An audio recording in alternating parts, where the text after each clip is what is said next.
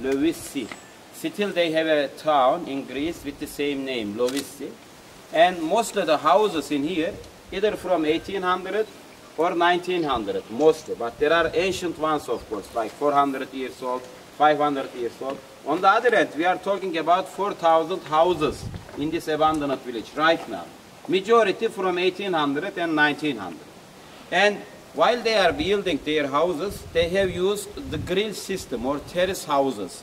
See, there is one house, finish another start, but never they block the view of the further one. Never anywhere. Another thing is, they put their houses on the sideway, high rocks, so this way you can get rid of earthquake if an earthquake comes. This way you don't get you can get rid of flood problem when it rains. Another way is windy, can keep mosquitoes and flies away. Another advantage, in the valley, fertile valley, you can make agriculture, so you have more agricultural area. Right now, look at that. We are living 2010. People putting their houses on the fertile lands, and flood is a problem when it rains too much. If an earthquake comes, I am sure most of they have been collapsed. So local people were aware of these dangers, and they got a great plan. And in order to reach to the houses, they had vertical walking way and horizontal, so it was not that much difficult. And their houses were two level. The first floor, as you see in the front, was for winter accommodation. That's why thick walls, tiny windows, and underneath sometimes to get rid of humidity while they are building their house, they use timber, wood. On it they put the base, the stones.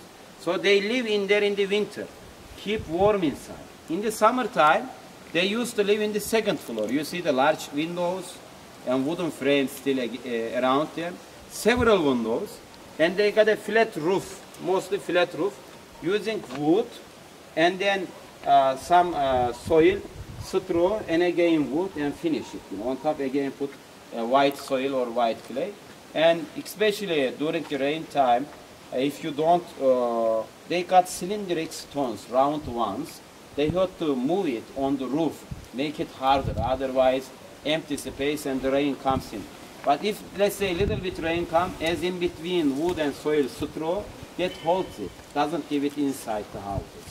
And then the rooms, they got several rooms. They built their rooms in a way that in a day, if they don't get the sunshine with sunrise, definitely they get the sunshine with the sunset.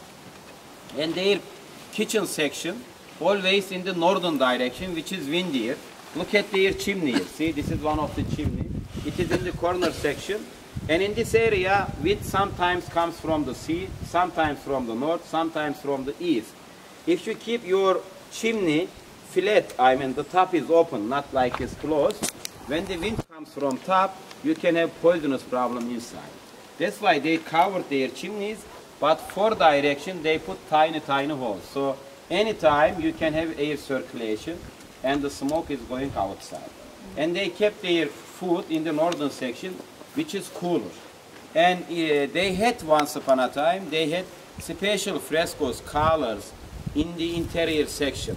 Look at this here, I can identify a little bit. Like this white clay, okay, let's be careful with this. Sometimes they use it outside to look at it. Underneath you see the colors.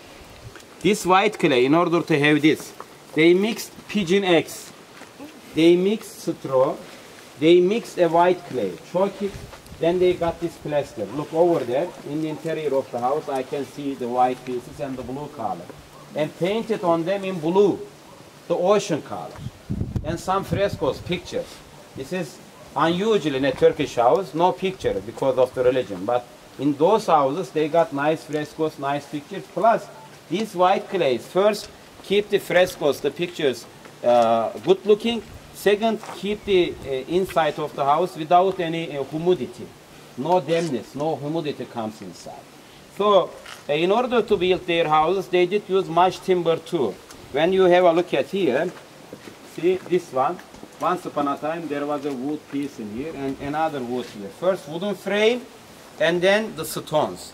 When Turks came here in 1922, they got these wooden pieces in order to build their houses. They didn't touch the stones. And they have used much stones. and very good looking houses. Still, believe me, if you go to one of the house, some restoration, you can live in them.